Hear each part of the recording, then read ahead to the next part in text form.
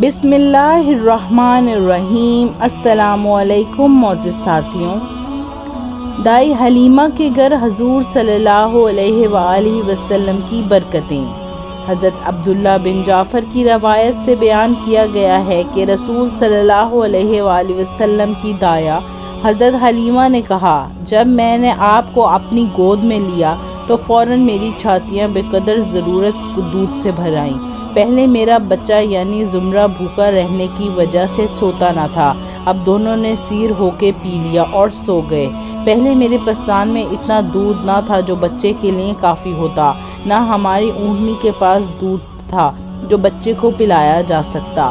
اب جو میرا شوہر اونٹنی کے پاس گیا تو دیکھتا کیا ہے کہ اونٹنی کے تھن دودھ سے بڑے ہوئے ہیں۔ میرے شوہر نے اس کو دھویا اور میں نے خوب سیر ہو کر پیا، اور شوہر نے بھی خوب پیا، اور وہ رات بڑے چین سے گزری۔ محمد صلی اللہ علیہ وآلہ وسلم کو لے کر جب میں واپس آئی اور گدھی پہ سوار ہوئی تو خدا کی قسم وہ تو اتنی تیز چلنے لگی کہ ساتھیوں کا کوئی گدھا اس کا مقابلہ نہ کر سکا۔ ساتھ والیاں کہنے لگیں، ارے بی بی زہیب کی بیٹی، ذرا ٹھہرو تو، کیا یہ تیری وہی گدھی ہے جس پر تو آئی تھی؟ میں نے کہا ہاں۔ بات یہ تھی کہ کمزوری اور لاغری کی وجہ سے میری گدھی ساتھ والے قافلے کے لیے بار ہو گئی تھی، بار بار ان کا رکنا پڑتا تھا۔ حضرت ابن عباس رضی اللہ تعالی عنہ کا بیان ہے کہ حضرت حلیمہ نے کہا، جب میں نے رسول صلی اللہ علیہ وآلہ وسلم کا دودھ چھڑایا تو آپ نے کہا، اللہ اکبر کبیرہ والحمدللہ کثیرہ وسبحان اللہ بکرۃ واصیلا۔ یہ آپ کا سب سے پہلا کلام تھا۔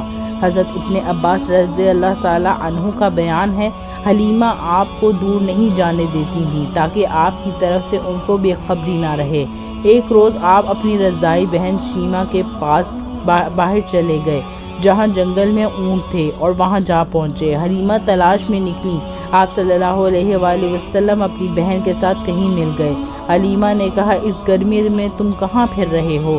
شیمہ نے کہا، اماں مجھے اپنے بھائی کے ساتھ تو گرمی محسوس ہی نہیں ہوتی، برابر ان کے اوپر ایک بدلی سایہ کیے رہتی ہے۔ جب ہم کہیں ٹھہر جاتے تھے بدلی بھی ان کے اوپر ٹھہر جاتی تھی، یہ چل دیتے تو بدلی بھی ان کے اوپر ہی چل دیتی تھی۔ شمائل مجدیہ میں مذکور ہے کہ حلیمہ نے کہا، جس روز سے ہم نے آپ کو لیا کبھی ہم کو چراغ کی ضرورت ہی نہیں رہی۔ آپ کے چہرے کی روشنی تو چراغ سے بھی زیادہ نورانی تھی۔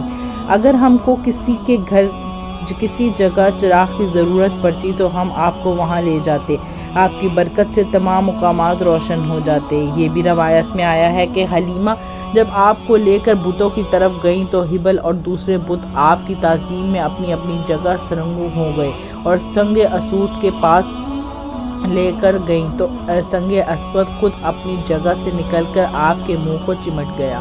یہ مروی ہے کہ حلیمہ آپ کو دودھ پلانے لگیں تو پستانوں سے اتنا دودھ بہنے لگا کہ وہ 10 بلکہ اس سے بھی زیادہ بچوں کے لیے کافی ہوتا۔ جب حلیمہ آپ کو لے کر کسی خشک وادی میں سے گزرتی تو وہ فوراً سرسبز ہو جاتی۔